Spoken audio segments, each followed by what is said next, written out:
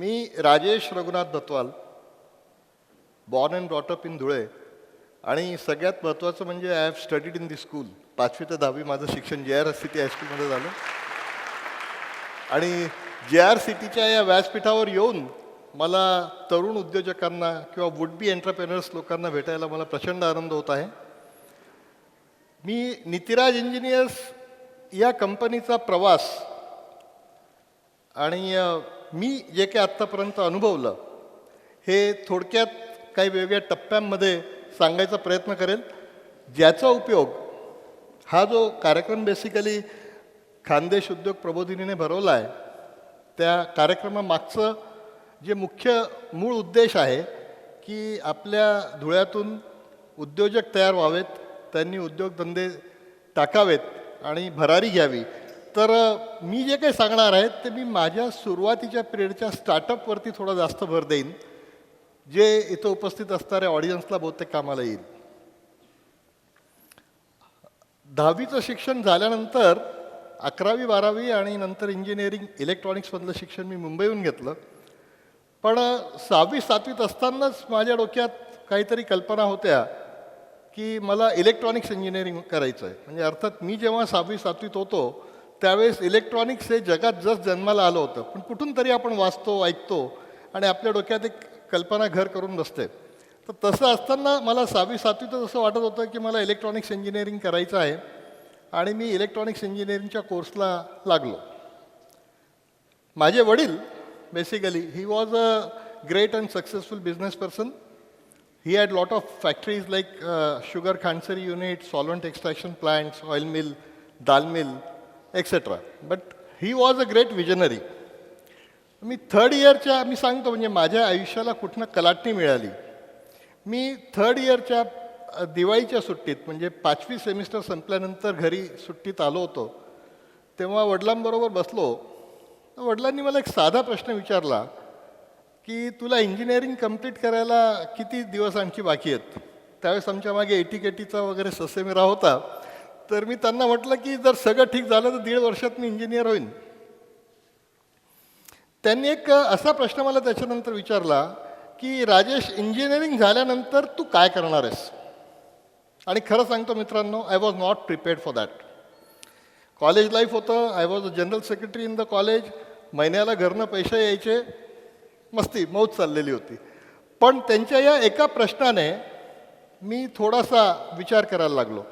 मी त्यांना म्हटलं की मी तुम्हाला 2 दिवसांनी याचं उत्तर देईन की मला नेमकं काय करायचं आहे. पण मी दुसऱ्याच दिवशी त्यांच्याकडे गेलो आणि त्यांना म्हटलं की मला इंडस्ट्रियलिस्ट व्हायचं आहे आणि मला इलेक्ट्रॉनिक्समधलं कुठलं तरी प्रॉडक्ट घेऊन मला ते डेव्हलप करायचं आणि त्याची मला इंडस्ट्री टाकायची आहे. मी अगदी फॉर्मली त्यांना म्हटलं. ते म्हणले बटा व्हेरी गुड, मग तू आता प्रॉडक्ट कसं निवडणार आहे? कारण कसं आहे की मला इलेक्ट्रॉनिकमधलं जे काही मी शिकत होतो मला प्रचंड इंटरेस्ट होता आणि आहे त्या विषयात, आणि मला पुढे काहीतरी इंडस्ट्री टाकायची आहे. पण प्रॉडक्ट कुठलं निवडायचं हा एक मोठा माझ्यासमोर प्रश्न होता. मित्रांनो, 6वी 7वी आणि 8वी सेमिस्टर 1.5 वर्ष आय डीड मार्केट सर्वे. जवळजवळ कॉलेजमध्ये मी बसलो नाही शेवटचे 3 सेमिस्टर. असंही 7व्या आणि 8व्या सेमिस्टरला तुम्हाला प्रोजेक्ट करावा लागतो आणि कॉलेजचं अटेंडन्स फायनल इयरला खूप जास्त कंपल्सरी नसतं.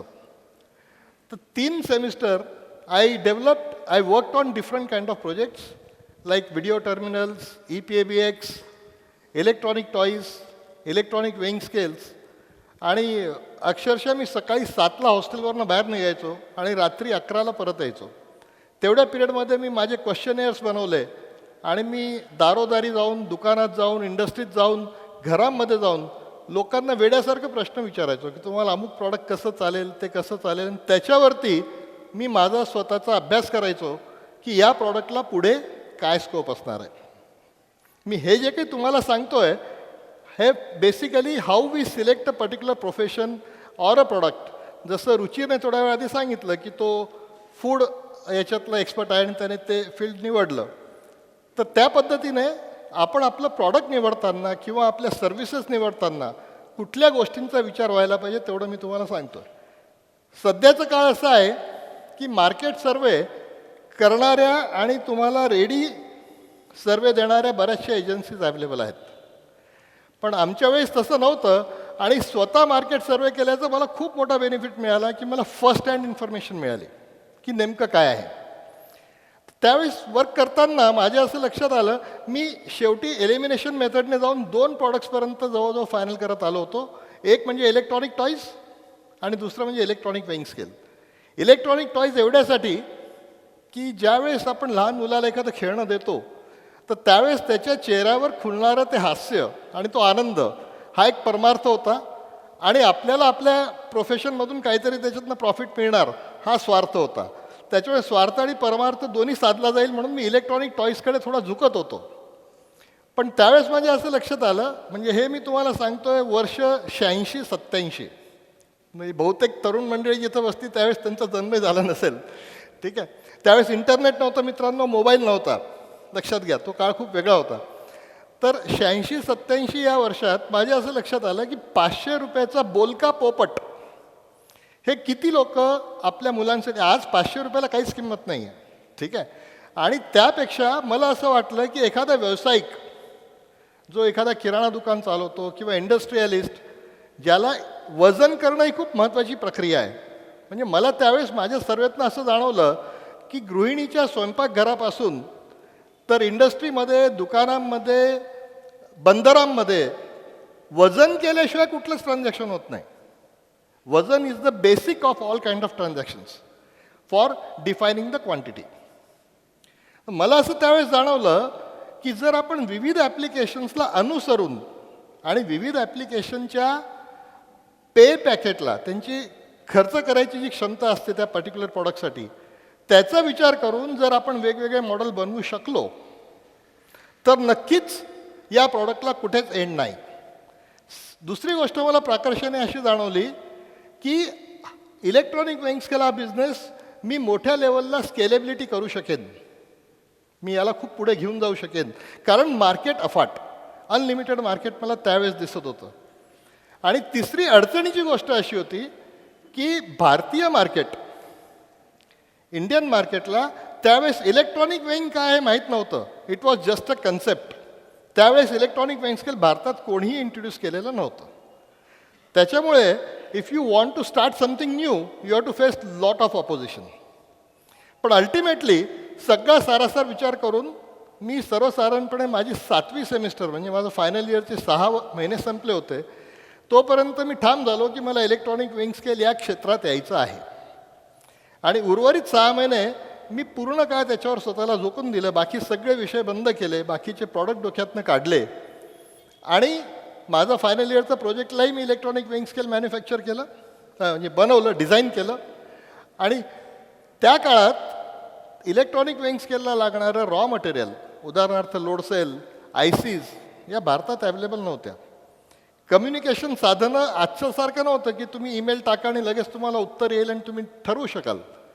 So I visited most of the embassies of various countries in Mumbai. तिथं त्यांच्या रिसेप्शनमध्ये त्यांच्या देशांचे येलो पेजेस बुक्स असतात, ते व्हिजिटरला देतात वाचायला किंवा त्यातले नोट्स काढायला. तर त्याच्यात बसून मी तैवान, युरोपियन्स, अमेरिकन या सगळ्या देशांच्या इलेक्ट्रॉनिक वेइंग स्केल आणि त्याला रॉ मटेरियल बनवणाऱ्या लोकांचे मी पत्ते शोधून काढले आणि त्या लोकांना मी एअरमेलने पत्र पाठवायचो. आत्ताच्या जनरेशनला ते कळणार नाही आणि त्याचं उत्तर 1 किंवा 1.5 महिन्याने यायचं. आणि मला तैवानमध्ये, कारण त्यावेळेस चायना वॉज ब्लॉक्ड, चायनाला कोणी जाऊ शकत नव्हतं आणि ते ट्रेडही शक्य नव्हतं. तर त्यावेळेस मी पहिली माझी ट्रिप, माझं इंजिनिअरिंग झाल्या 87च्या काळात असेल, मी पासपोर्ट काढलं आणि माझे काही रॉ मटेरियल परचेस करण्यासाठी मी तैवानला गेलो. मित्रांनो, तैवानला जेव्हा मी गेलो माझ्या खिशात पैसेही नव्हते आणि तैवानला जाण्यासाठी जो व्हिसा लागत होता तो त्या काळात हाँगकाँगहून मिळायचा. आणि हाँगकाँगला व्हिसा ॲप्लिकेशन केल्यानंतर 4 दिवस तिथं वेटिंग पिरियड असायचा. तर त्या 4 दिवसात सस्टेन होण्यासाठी माझ्याकडे विशेष पैसे नव्हते. आय रिमेंबर स्टील टुडे की त्या 4 दिवसात मी हाँगकाँगला अक्षरशः हमाली केली just for sustaining for 4 days.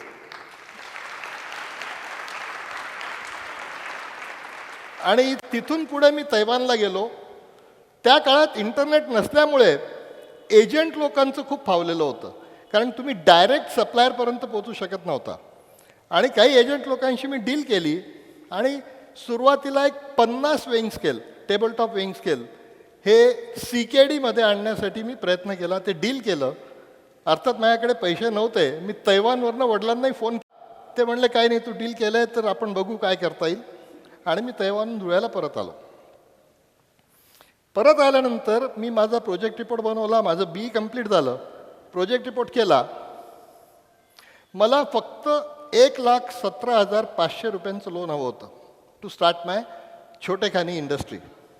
आणि त्याच्यासाठी मी वेगवेगळ्या बँकांना अप्लाय केला, स्टेट बँकेत अप्लाय केला. पण त्या लोकांना माझं प्रॉडक्ट काय हे लक्षात येत नव्हतं. इलेक्ट्रॉनिक वेइंग हे काय असणार आहे, याचं मार्केटिंग कसं होईल, याची त्यावेळेस विक्रीची किंमत होती सर्वसाधारणपणे 15,000 रुपये. आणि mechanical 2 pan balances were available in the market for रफली अबाउट 600 रुपीज. तर एवढ्या याच्यातनं हे प्रॉडक्ट इथं कसे विकले जातील, त्याच्यामुळे मला दरवेळेस नकार घंटा यायची. मी प्रचंड प्रयत्न केला. फक्त 1,17,000, अर्थात त्या काळी तेही मोठे होते, 1,17,000 रुपये. आणि मला 14 महिने बँकामध्ये चक्रा माराव्या लागल्या. मला औरंगाबादला झोनल ऑफिसला 3 वेळा इंटरव्ह्यूला जावं लागलं. आणि मार्केटिंग हे होणार नाही असं शेरा येऊन माझं लोन रिजेक्ट व्हायचं. मी कंटाळलो, मी थकलो. आणि शेवटी आमचं एक सतीश सॉलंट एक्स्ट्रॅक्शन्स लिमिटेड म्हणून धुळ्याला एक प्लॅन्ट होता, जिथं माझे वडील चेअरपर्सन होते. तिथं जाऊन मी बसून तिथं काहीतरी करता येईल का या निर्णयावर आलो. आणि 2 महिने मी तिथं कामही केलं. पण लकीली नंतर बँकेचं सँक्शन लेटर आलं देवाच्या कृपेने, आणि मला ते लोन प्राप्त झालं. मला ते लोन मिळाल्यानंतर मला एका नातेवाईकांकडनं 30,000 रुपये मिळाले आणि माझ्या एका मित्राकडनं 50,000 रुपयाची त्यावेळेस मदत झाली. आणि असं टोटल 1,17,000 आणि 80,000 असं घेऊन माझ्या व्यवसायाला सुरुवात केली. मी माझ्या व्यवसायाला जेव्हा सुरुवात केली त्यावेळेस आमच्याच घरच्या एका इंडस्ट्रीमधल्या 2 खोल्या मी भाड्याने घेतल्या. ज्याला रूफ हे पत्र्याचं होतं, ते गळायचं पावसाळ्यात. आणि त्या ठिकाणी काम सुरू करताना मी भंगार बाजारातनं अँगल आणले, ते कापून वेल्ड केले, त्याच्यावरती प्लायवूड आणून माझ्या पद्धतीने तिरपं तारपं कापून ते ठोकले आणि माझ्या बसायचे टेबल तयार केले. That is how I started my work.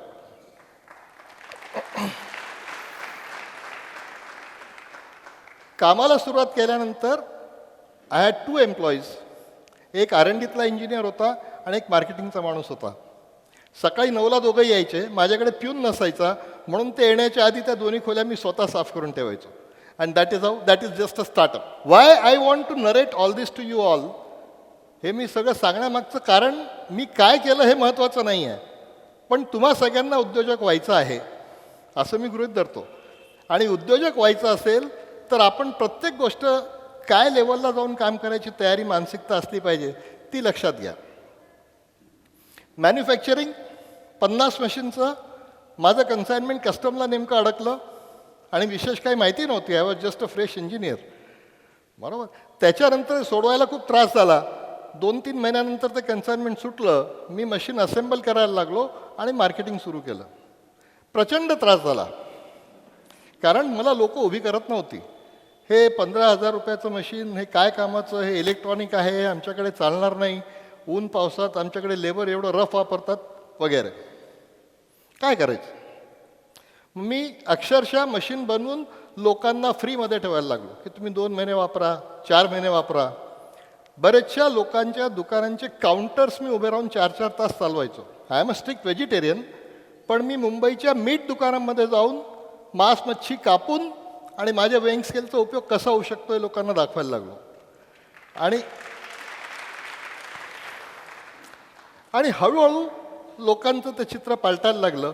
याच्यात टर्निंग पॉईंट जो होता मी तुम्हाला सांगू इच्छेन की बेसिकली 2 पॅन बॅलन्समध्ये जेव्हा तुम्ही कस्टमरला काही वजन करून देत असतात त्यावेळेस तो ज्या परड्यात तुम्ही माल टाकतात दुसरीकडे वजन असतं, तर तो परडा किती खाली जातोय, झुकतं माप मिळतंय की नाही हे कोणी बघतं. आणि त्या झुकतं मापसाठी तुम्ही किती माल एक्स्ट्रा टाकताय तो देणाऱ्याचा लॉस असतो. आणि घेणाऱ्याला तरी शंका असते की याने कुठे काटा तर नाही मारला, right. Where as on electronic weighing scale तुम्ही 1 ग्रॅम जास्त मोजून द्या, म्हणजे तुमचे जास्त जाणारे 9 ग्रॅम अंदाजे तुम्ही वाचवा आणि घेणाराही संतुष्ट की आपल्याला 1 ग्रॅम वजन जास्त मिळालं. या एका फिलॉसॉफीवर एक्सप्लेन करून मी सुरुवातीची माझी लढाई जिंकायला सुरुवात केली. आणि माझ्या असं लक्षात आलं की 15,000चं इलेक्ट्रॉनिक वेइंग स्केल त्या काळात वेगवेगळ्या व्यवसायात ऑइल मिल असेल, चहा पावडरचं दुकान असेल, सगळीकडे 6 महिन्यात फ्री होतो. 6 महिन्यात 15,000 रुपये त्या व्यावसायिकाचे फ्री होतात. हे कारण म्हणजे आत्ता तुम्हाला एक्सप्लेन केलं याच्यावरून. आणि मग मार्केटिंगला सुरुवात झाली. पहिल्या 1.5 वर्षात प्रचंड जोर लावून मी फक्त 48 काटे विकले होते आणि माझ्या कंपनीला 2 लाख रुपयाचा लॉस झाला होता. That was my first year when I started. मी प्रचंड निराश झालो की असं असेल तर काय होणार आहे. आणि मी ज्या कुटुंबात नव्हतो, they were well established in various businesses and industries, पण आमच्या वडिलांनी मला सपोर्ट केला. ते म्हणले नाही, हे इतक्या लवकर तू घाबरायचं नाही आणि सोडायचंही नाही.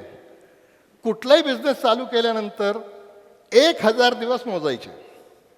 3 वर्ष तुम्ही त्याच्यात फुल डेडिकेटेडली द्या, तोपर्यंत त्या बिझनेसमध्ये आणि तुमच्यात किती धमक आहे हे कळणार नाही. अजून फक्त 1 ते 1.5 वर्ष झालं आहे. तो you further go on persisting your dreams or your project. I went ahead.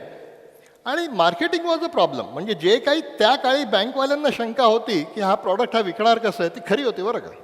म्हणजे आपण स्पेशली नवीन उद्योजक, स्टार्टअप्स हे फायनान्शियल इन्स्टिट्यूशनच्या नावाने थोडंसं काकू करतो की आम्हाला लोन मिळत नाही, आमचं असं होतं, आमचं तसं होतं. पण ती लोकं लर्नेड असतात. ते तुम्हाला जे काही सांगतात ते सिरियसली घ्या, समजून घ्या. Marketing was very tough. एके दिवशी हैदराबादला मी माझं पहिलं मार्केटिंग ब्रांच ऑफिस सुरू केलं. तिथं माझी बहीण राहत होती. माझ्या मेवण्यांच्या मदतीने मी एक 150 स्क्वेअर फूटचं ऑफिस भाड्याने घेतलं आणि पहिल्यांदा हैदराबादला गेलो. इनाडूमध्ये ॲड दिली वॉक इन इंटरव्ह्यूची. आयुष्यात पहिल्यांदा इंटरव्ह्यू कंडक्ट करत होतो.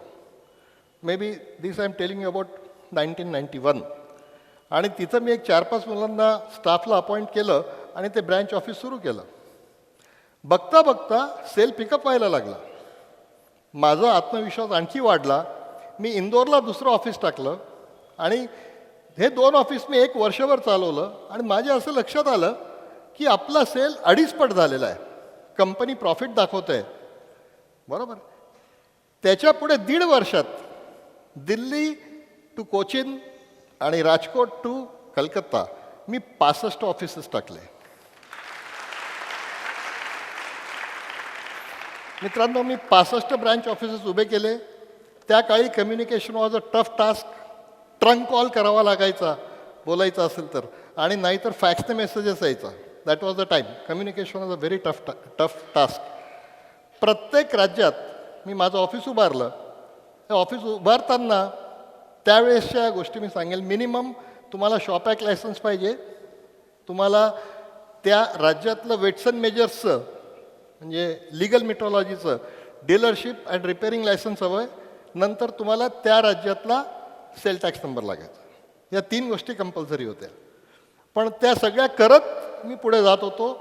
जसं आमचा सेल वाढायला लागला तसं मॅन्युफॅक्चरिंग साईडला आम्ही थोडं वीक पडायला लागलो. मग आम्ही मॅन्युफॅक्चरिंगसाठी आणखी 2 खोल्या भाड्याने घ्यायच्या. मग त्याही भरल्यावरती आणखी 2 खोल्या भाड्याने घ्यायच्या. असं करत माझी आगगाडी वाढत गेली. आणि मार्केटिंग ॲज वेल ॲज प्रोडक्शन या दोन्ही गोष्टी हळूहळू वाढत गेल्या.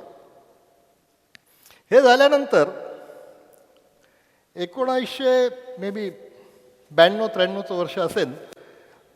मी एकदा सिल्वासाला गेलो होतो वापीला रोटरीच्या एका कॉन्फरन्समध्ये. आणि त्यावेळेस मला कळलं की दादरानगर हवेली येथे इंडस्ट्रीजना काही वेगळे स्पेशल बेनिफिट्स दिले जात आहेत. उदाहरणार्थ सेल टॅक्स एक्झम्पशन आहे आणि काही पहिले 5 वर्ष इन्कम टॅक्स एक्झम्पशन होतं. CST central sale tax was exempted over there. म्हणजे तुम्हाला सी फॉर्मची गरज नव्हती. आता माझे जे कोणी कस्टमर होते दुकानदार, ते असे कोणी सी फॉर्म देत नव्हते. तर विदाऊट सी फॉर्म जर सेल टॅक्स अमाऊंट वाचली तर ती एक सायझेबल अमाऊंट होती. सिल्वासा येथे 2 इंडस्ट्रीयल गाळे मी घेतले. त्यावेळेस अर्थात मला बँकेने खूप मदत केली आणि तिथं 2 गाळे घेऊन मी धुळ्याहून सिल्वासाला जाऊन तिथं युनिट सुरू केलं. मित्रांनो, 1992 ते 2003 10 ते 11 वर्ष होतो जेव्हा आम्ही सिल्वासाहून परत दुसरीकडे मूव्ह झालो. आम्ही जेव्हा सिल्वासा सोडलं त्यावेळेस माझ्याकडे 22 इंडस्ट्रीयल गाळे होते. That was the growth rate what I experienced in Silvassa. म्हणजे मार्केटिंगही वाढत होतं आणि प्रोडक्शनही वाढत होतं. हे सगळं सुरू असताना management was a big problem. म्हणजे ब्रँच ऑफिसेसमध्ये प्रचंड भानगडी होणे, काहीतरी अप्रिय घटना घडणे, कोणीतरी पैसे घेऊन पळणे वगैरे वगैरे गोष्टी सुरू झाल्या. आणि तो इतका प्रचंड कंट्रोल करायचा प्रॉब्लेम सुरू झाला. आणि माझ्याकडे कुठलंही क्वालिटी सिस्टीम नव्हतं, क्वालिटी मॅनेजमेंट सिस्टीम QMS आपण ज्याला म्हणतो. आणि 1995-96च्या दरम्यान माझी एका सद्गुरूची भेट झाली. He was a ISO consultant. आणि त्यांच्याशी बोलताना माझ्या लक्षात आलं की हा माणूस माझ्या प्रत्येक प्रश्नाला ॲड्रेस करतो आहे. आणि मग मी इमिजिएटली ठरवलं की आपण ISOसाठी अप्लाय करायचं आणि आपल्या पूर्ण स्टाफला नीट ट्रेनिंग द्यायचं. मित्रांनो, anything if you want to implement from the top level management, you can do that in your organisation. बऱ्यापैकी विरोध होता, लोक नीट शिकायला अंडरस्टँड करायला तयार नव्हते. पण मी ज्या पद्धतीने ते फोर्स केलं, आम्ही 6 महिन्यात ISO 9001 मिळवला. ISO 9001 covers the R&D also, of course production and quality हे तर आहेच. पण आम्ही पहिल्या 6 महिन्यात म्हणजे इलेक्ट्रॉनिक वेइंगमध्ये ISO 9001 मिळवणारी आमची पहिली कंपनी त्या काळात ठरली.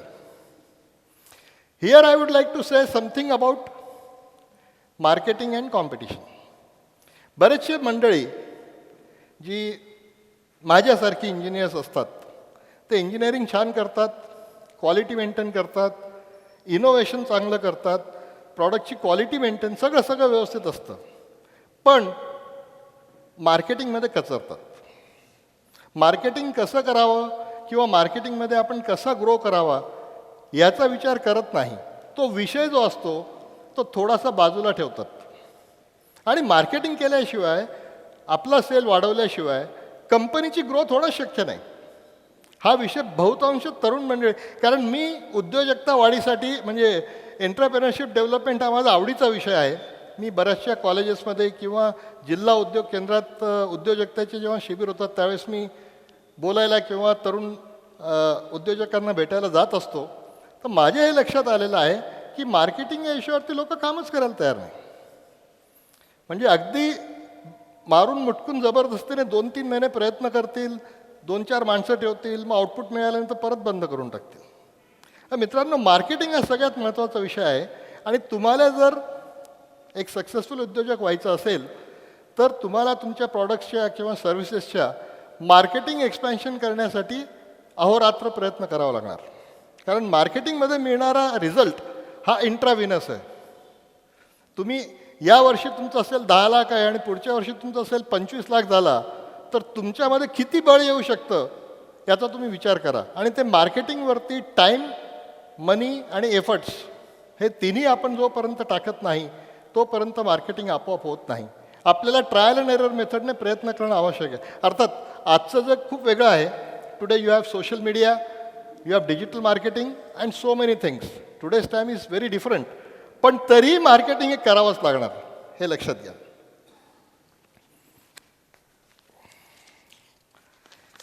काही पॉईंट्स मी लिहून ठेवले, मुद्दाम काही विसरू नये म्हणून काही गोष्टी मला सांगायच्या होत्या. त्याच्यानंतर 1995-96ला there was an opportunity and I thought of expanding further in UAE. आणि 1995-96ला मी UAEला गेलो. तर त्यावेळेस तोपर्यंत Nitiraj engineers was a partnership firm. आणि UAEला जर मला ऑफिस किंवा माझं युनिट टाकायचं असेल तर minimum constitution required was private limited company फॉर्ममध्ये. म्हणून 1996ला Nitiraj engineers was made private limited company. आणि मी शारजा एअरपोर्ट फ्री झोनला माझं युनिट दुबईला जाऊन टाकलं. तिथं मी जवळजवळ 5 वर्ष महिन्याला 1 आठवडा अपडाऊन करायचो. आणि त्यावेळेस दुबई, मस्कत, सौदी, कतार हे सगळे मार्केट मी तिथनं कॅप्चर केले.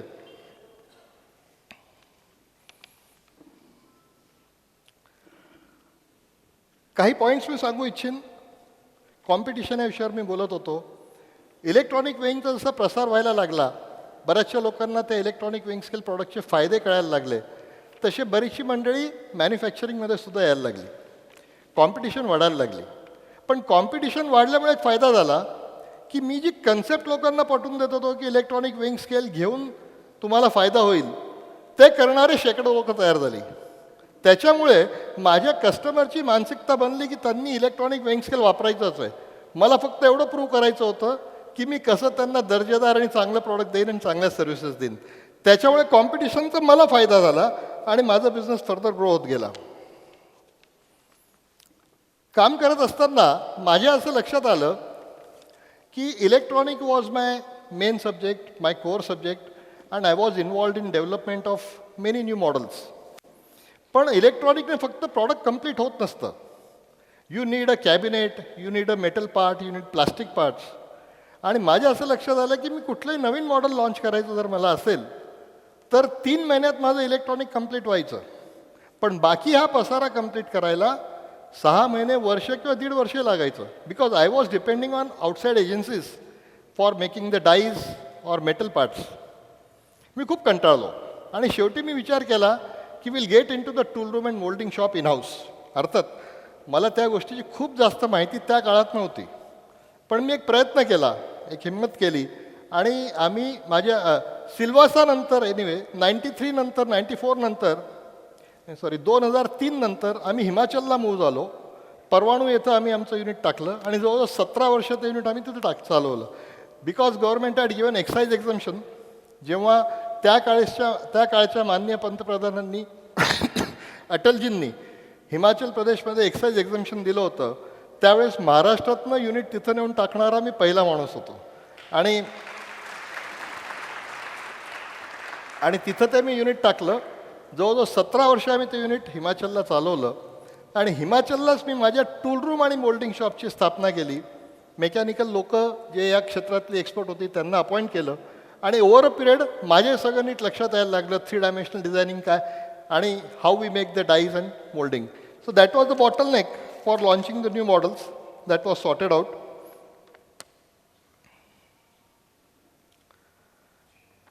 मित्रांनो, आपण म्हणतो शाळा कॉलेजेसमध्ये वगैरे असताना आपल्याला एखादा विषय आवडत नाही किंवा एखाद्या विषयातला एखादा चॅप्टर आपल्याला आवडत नाही, तर आपण ते ऑप्शनमध्ये सोडत असतो की 5 पैकी कुठले 3 प्रश्न सोडवा. 2 प्रश्न जे आपल्या आवडीचे नाही ते आपण सोडत असतो. पण मी इथं तुम्हाला सांगू इच्छेन की तुम्हाला जर उद्योजक व्हायचं असेल तर तुमच्या क्षेत्रातल्या प्रत्येक गोष्टींचा अभ्यास, म्हणजे it's a glass of barium, what is say, या ग्लास ऑफ बेरियम, तुम्हाला तो पूर्ण ड्रिंक करावाच लागणार आहे. आज नाही तर उद्या. तुम्ही कुठलाच विषय ऑप्शनमध्ये सोडू शकत नाही की हा विषय मला येत नाही म्हणून किंवा त्याच्याकडे माझं लक्ष नाही. I was an engineer. Marketing मला माहीत नव्हतं, HR काय असतं मला माहीत नव्हतं, फायनान्स आणि अकाउंट्स काय असतं ते मला माहीत नव्हतं. ठीक आहे ना. पण at the end of the day जर तुम्हाला सक्सेसफुल उद्योजक व्हायचं असेल तर तुम्हाला या सगळ्या गोष्टी हळूहळू का होईना पण आत्मसात कराव्या लागतील. आणि जर तुम्हाला एवढे सगळे विषय शिकायचे असतील तर कमीत कमी वेळेत जर तुम्हाला हे सगळं शिकायचं असेल तर तुम्ही उद्योजकच व्हा. कारण तिथं ऑप्शनच नाही आहे, तुम्हाला शिकावंच लागणार आहेत. एक किस्सा मला आठवतो.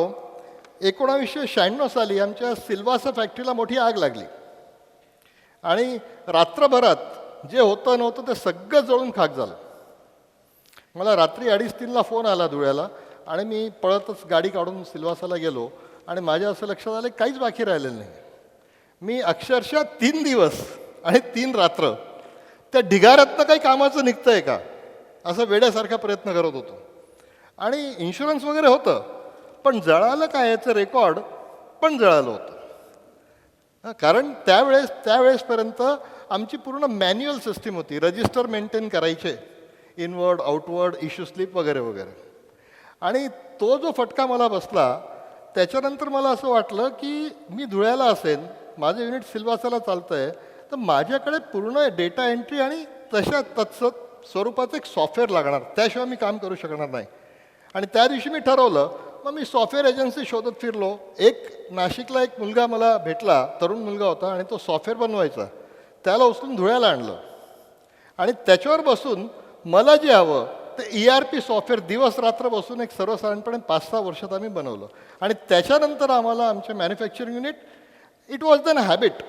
I use to be always in Dhule. मी काही मॅन्युफॅक्चरिंग युनिटवर फारसा जायचो नाही, पण धुळ्यात बसून मला माझे सगळे MIS रिपोर्ट्स, फॅक्टरी मग सिल्वासाला असेल, हिमाचलला असेल, UAEचं असेल किंवा बाकी ब्रांच ऑफिसेस असतील, त्यांचे सगळ्यांचे रिपोर्ट्स मला माझ्या रिक्वायरमेंटप्रमाणे मिळायला सुरुवात झाली. तर इथं मला एक पॉईंट तुम्हाला नक्की सांगायचं आहे. आजच्या काळात अर्थात तुम्हाला तरुणांनाही सांगायची खूप गरज नाही की software plays a very important role. तुम्ही कुठलं सॉफ्टवेअर तुमच्या बिझनेसमध्ये वापरत आहात किंवा वापरणार आहात, त्याच्याने तुमची बऱ्यापैकी एनर्जी आणि टाईम वाचेल आणि तुम्हाला करेक्ट वेळेत योग्य डिसिजन घ्यायला मदत होईल. त्याच्यामुळे तुम्ही काम करताना अर्थात basic to start with Tally is the most common software for accounting. पण तुम्हाला तुमच्या इंडस्ट्री किंवा तुमच्या वर्कसाठी तुम्हाला काय सॉफ्टवेअर लागणार आहेत ते चांगल्या दर्जाचं तुम्ही सॉफ्टवेअर डेव्हलप करून घ्या आणि ते वापरा. सॉफ्टवेअरविषयी थोडं आणखी बोलायचं झालं तर माझा लहान भाऊ कम्प्युटर इंजिनियर झाला आणि तो अमेरिकेला गेला आणि त्याच्यानंतर काही वर्षासाठी तो भारतात परत आला. त्याने ड्युअल सिटिझनशिपवरती बँगलोरमध्ये ऑफिस टाकलं आणि आता तो परत अमेरिकेत जाऊन त्याने तिथेही कंपनी फ्लोट केली आहे. तर तो आणि त्याचे 7 सॉफ्टवेअर डेव्हलपर्स यांनी मिळून माझ्यासाठी एक ERP प्रॉडक्ट डेव्हलप केलं. I worked as a system analyst because I knew what exactly I want. We work for 15 years आणि ते सॉफ्टवेअर जे आज आहे आमच्या कंपनीत त्याच्यामुळे आमची सगळ्यांची कामं इतकी सुलभ आहेत. यू ऑल वॉन्ट बिलीव्ह, सॅपपेक्षा मोठं पॅकेज आहे आणि ते फक्त जगात वापरणारा मी एकटा आहे. मला असं म्हणायचं आहे मित्रांनो की ह्या काही गोष्टी, ह्या काही टूल्स आहेत, या आपल्या सगळ्यांना आपल्या बिझनेस वाढीसाठी आणि पुढे जाऊन कमी वेळ खर्च करून चांगलं काम करण्यासाठी उपयोगाच्या ठरतात. Machinery, whenever you purchase any machineries, see to it that you are buying good quality आणि चांगल्या मशिनरी.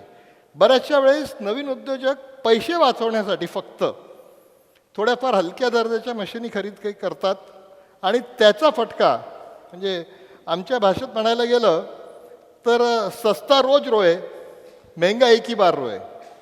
त्याच्यामुळे मशीन्स किंवा जेव्हा तुम्ही तुमचं प्लांट अँड मशिनरीची इन्व्हेस्टमेंट जेव्हा करतात त्यावेळेस क्वालिटीवरती अजिबात हयगय करू नका. चांगल्या मशीन्स आणून लावा जेणेकरून तुमचं प्रोडक्शन पुढे खूप काळापर्यंत नीट आणि व्यवस्थित चालू राहील.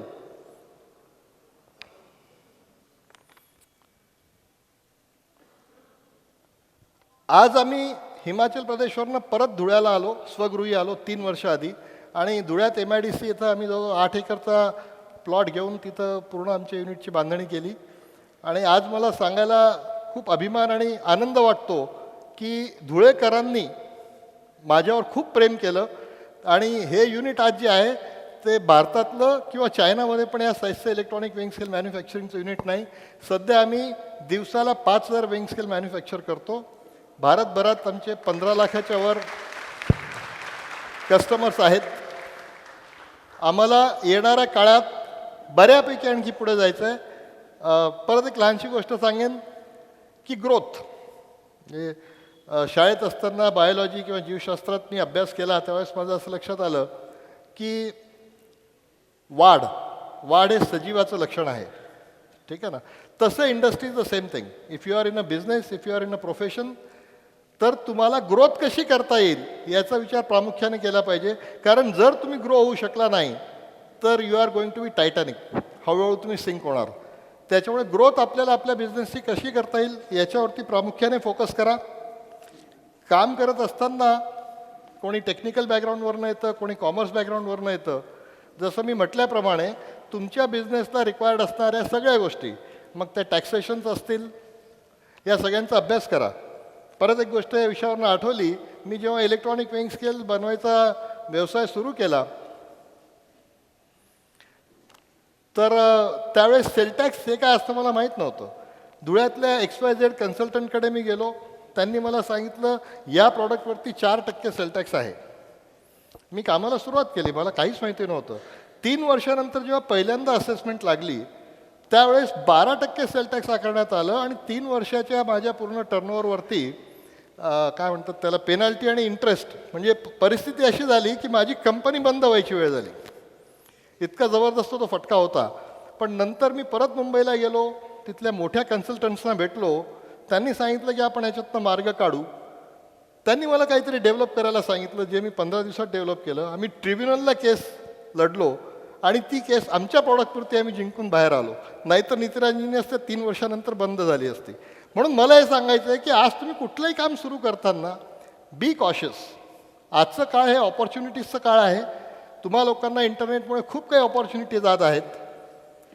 आणि सगळ्यात शेवटी मी एक म्हणेल की हिम्मत, कारण काम करताना खूप अडचणी येतील, डेली काही ना काही अडचणी येतील.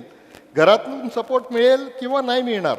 I was one of the lucky ones who was very well supported morally by my daddy, आणि त्याच्यामुळे मी हे सगळं करू शकलो. पण याचा अर्थ असा नाही आहे की कोणी उद्योजक करू शकत नाही.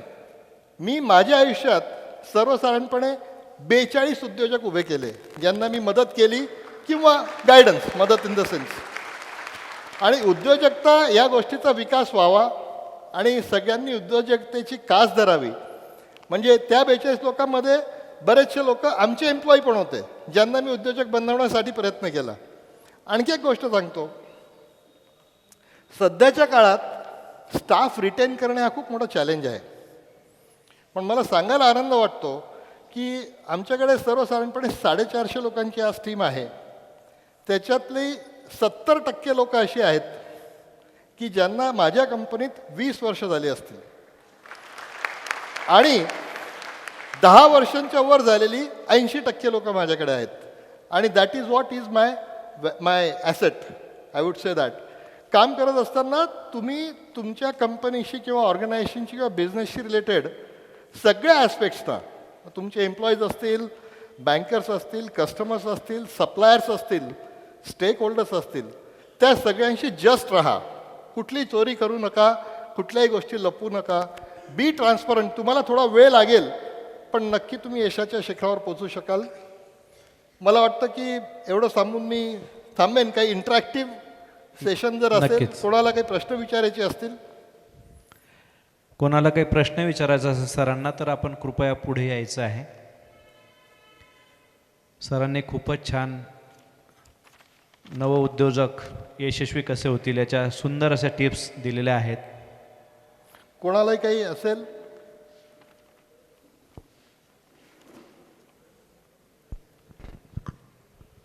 हाय सर, मी धनंजय माणिक जगताप, एम डी पालिशा.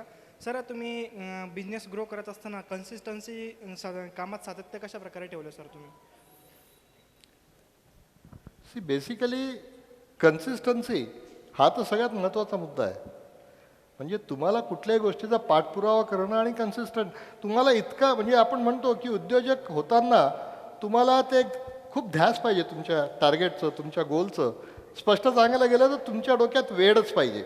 वेळ हे करेक्ट शब्द आहे. म्हणजे लोक म्हणतात की हा वेडा झालेला आहे, तर समजायचं की तुम्ही सक्सेस होणार आहात. तुम्ही कुठल्याही विरोधाला घाबरू नका, ठीक आहे ना. आणि जर तुम्ही कन्सिस्टंटली काम कराल, वेळेवर डिसिजन टेकिंग कराल. डिसिजन सुरुवातीला चुकतात कारण अनुभव नसतो, बरोबर. आणि या जगात कुठलीच गोष्ट फुकट मिळत नाही. तुमच्या प्रत्येक चुकांची किंमत तुम्हालाच मोजावी लागते, आणि त्याच्यातनं तुम्ही शिकत जातात की करेक्ट डिसिजन कसे घ्यायचे. कोणी आईच्या पोटातून शिकून येत नाही, बरोबर आहे. पण आपल्याला डिसिजन वेळेवर घेणं आवश्यक असतं, कारण डिसिजन प्रोलॉंग म्हणतात ना, justice prolong is justice denied. तर तो प्रकार आहे. त्याच्यामुळे तुम्ही कुठल्याही गोष्टींचे डिसिजन जे असतील ते घ्यायला लागा आणि कन्सिस्टंटली काम करा. Thank you sir.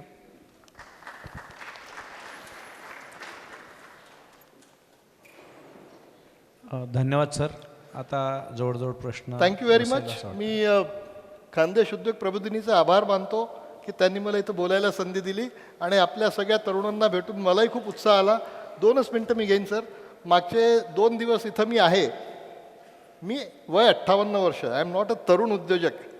पण मागच्या 2 दिवसात इथं मी जे काही ऐकलं, मी एक क्षणही हे व्यासपीठ किंवा इथं ॲज अ ऑडियन्स मी निघू शकलो नाही बाहेर. कारण मला इतकं काही इथं शिकायला मिळालं आणि इतकं काही माझं स्वतःचं चार्जिंग झालं. तर मी नक्की आशा धरेन की अशा कार्यक्रमांना नक्कीच, म्हणजे मी अभिनंदनीय गोष्ट आहे जी आता इथं घडवून आणलेली आहे आयोजकांनी, आणि याचा लाभ धुळेकरांनी घ्यावा आणि चांगले उद्योजक तयार व्हावेत, अशी मी प्रभूचरणी प्रार्थना करतो.